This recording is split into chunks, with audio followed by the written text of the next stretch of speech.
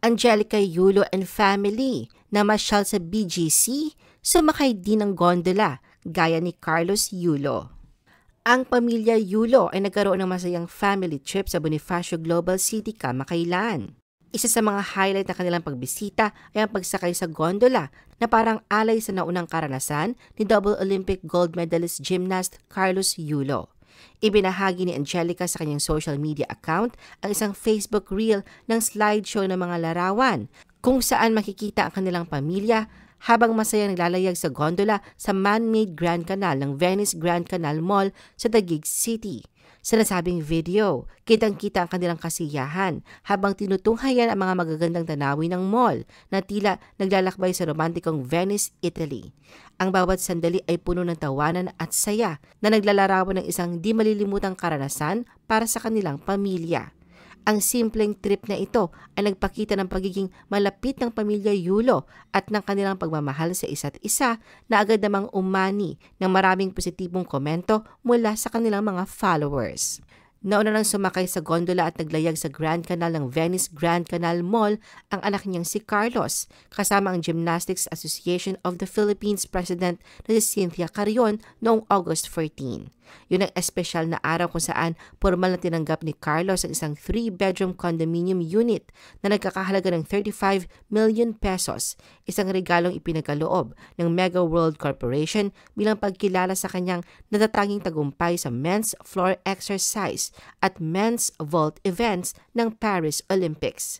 Ang momentong ito ay isang patunay ng hindi matatawarang dedikasyon at galing ni Carlos sa larangan ng gymnastics at isang malaking karangalan para sa kanya na makasama si Cynthia Carrion sa pagdiriwang ng kanyang tagumpay. Ang pagsakay nila sa gondola ay tila simbolo ng kanilang paglalakbay patungo sa mas maliwanag na hinaharap, dala ang karangalan at inspirasyong hatid ng kanilang mga nagawa para sa bansa. Sa kasalukuyan, parehong nananatiling tahimik ang kampo ni Carlos at ng kanyang ina tungkol sa isyu na bumabalot sa kanilang pamilya. Bagamat marami ang nagtatanong at nag-aabang sa mga pahayag mula sa magkabilang panig, pinipili ng pamilya Yulo na maging pribado pagdating sa kanilang personal na buhay. Hindi rin malinaw kung nagkaroon na ng pagkakataong magkita si Carlos at ang kanyang pamilya mula na bumalik siya sa Pilipinas matapos ang kanyang matagumpay na laban sa Paris Olympics.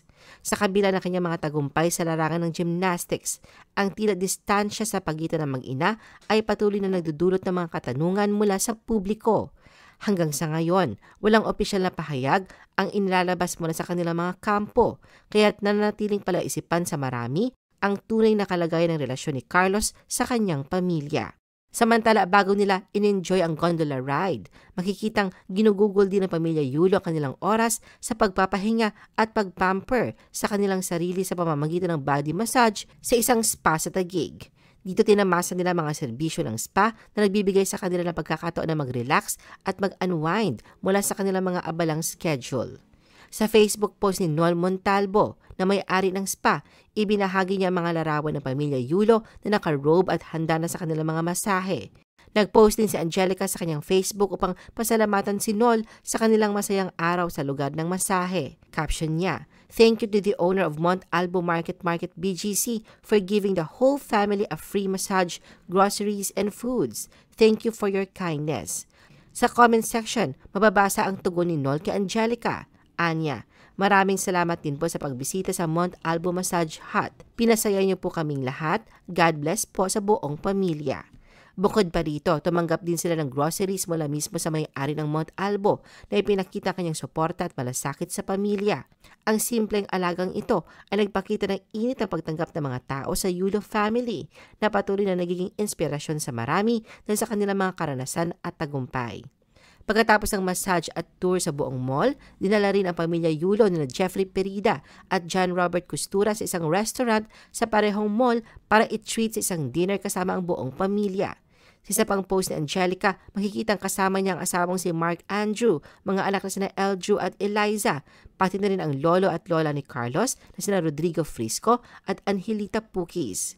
Sa caption na nasabing post, natag niya sina Jeffrey at John Robert at nagpasalamat sa mga ito. Ani Angelica, after massage from Mont Albo exploring Venice Plaza Mall, thank you so much for the love. Naging aktibo nga muli si Angelica sa social media matapos ang ilang araw na pananahimik dahil sa natanggap na samut-saring pamabatikos dahil sa hidwaan nila ng kanyang anak na si Carlos.